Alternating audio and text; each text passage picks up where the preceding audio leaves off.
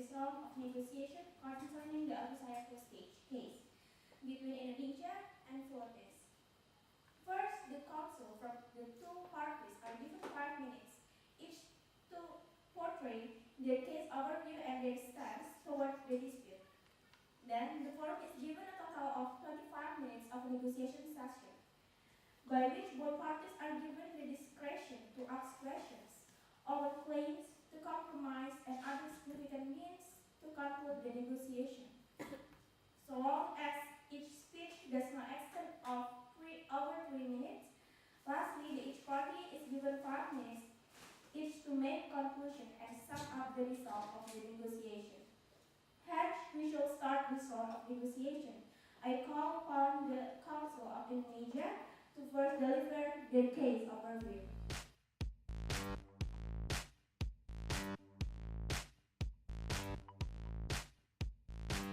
Good morning. My name is Bima Dijoso, and this is my co-counsel, Mr. Jalov Engineer. It is an honor for us to represent Indonesia to negotiate with our fellow neighbor, the Philippines, in the case concerning the Abu Sayyaf hostage. Now, what brings us to this negotiation is the plea of all people upon the fact that the Abu Sayyaf group, a militant group based in the southern Philippines, was holding 10 crew members of an Indonesian tugboat, which are all registered as Indonesian nationality. Our Foreign Affairs Minister, Ms. Retno Marsudi, stated that the Abu Sayyaf hijacked 2 of our tugboats, Brahma 12 and Anam 12, while traveling from Puting River in Kalimantan. Greetings, councils from Indonesia.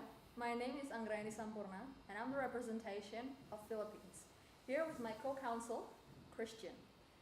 Now, noting your concerns that made Indonesia to initiate this negotiation, in this session, the Philippines utterly expressed its apology for such dispute to be occurred.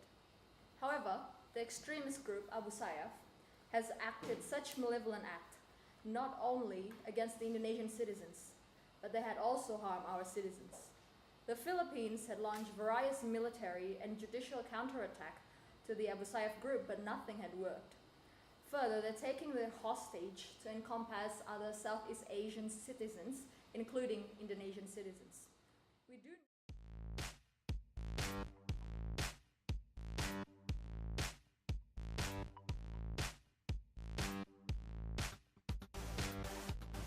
Thank you for the time. First and foremost, Indonesia would like to thank Philippines for their perspective towards this case, especially for the hardship to combat Abu Sayyaf group. Although as a sovereign state, they have an ultimate control over their territory, Indonesia understands such a concern. Therefore, we offer our Indonesian military troops to help the fields to combat the militant groups. Council from Indonesia. It is still unable to be performed under the international law, as deploying your military troops to our country is not permitted under the international law, as it is breaching our sovereignty. However, if it is not by letting the troops enter the Philippines, then may we know how does the Philippines strategize to combat the Abu Sayyaf as to ensure that Indonesia will get their citizens back alive from the hostage. It is very important for us to know that, because it is our duty under the international as well to protect our citizens, not only in our territory but also in the outside of our territory. Good morning, councils. My name is Christian, and I'm one of the councils from the Philippines. With regard to the incident that is happening right now, I'd like to deliver my deepest condolence towards your country. And for that, we would like to propose that it's better for your country to give ransom money towards Abu Sayyaf group. Yes? We think that rather than Philippines giving ransom money to Indonesia, Indonesia offer a better way for you, because we offer a cooperative way to help you to combat Abu Sayyaf group. On the other hand, if Philippines propose a ransom money to solve this kind of problem, we assume that Philippines supporting that crime activities, right? Thank you for your response, agent. However, with regard to the ransom money itself, we think that it is the most possible way for us to conduct because we have tried so many things before to put a stop towards the action of Abu Sayyaf group, but we have failed eventually. Therefore, the safest way here is to give ransom money towards Abu Sayyaf, to give protection towards your citizen agent. And with regard to your demand to send your troops towards our country, we would like to reject that offer for the reason that both of our countries are members of the UNCLOS, and in accordance with the UNCLOS itself, one country's jurisdiction is something that shall always be protected. Therefore, if you're forcing your troops to enter our country, it will only violate the presence of the UNCLOS itself. Therefore, we have a better option here.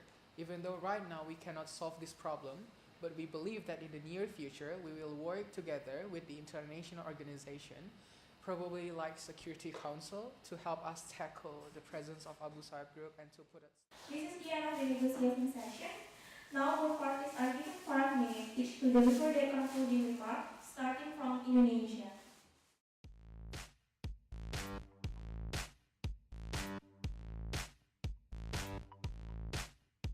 Thank you for the time. Now we have come to the end of our negotiation. Here I have 3 points which summarize our whole negotiation. First, that regarding Indonesia's claim to allow our troops to enter Philippines to help combat Abu Sayyaf group, we note that such action is not accepted by the Philippines on the grounds of sovereignty, although we have consented to commit it in a good faith.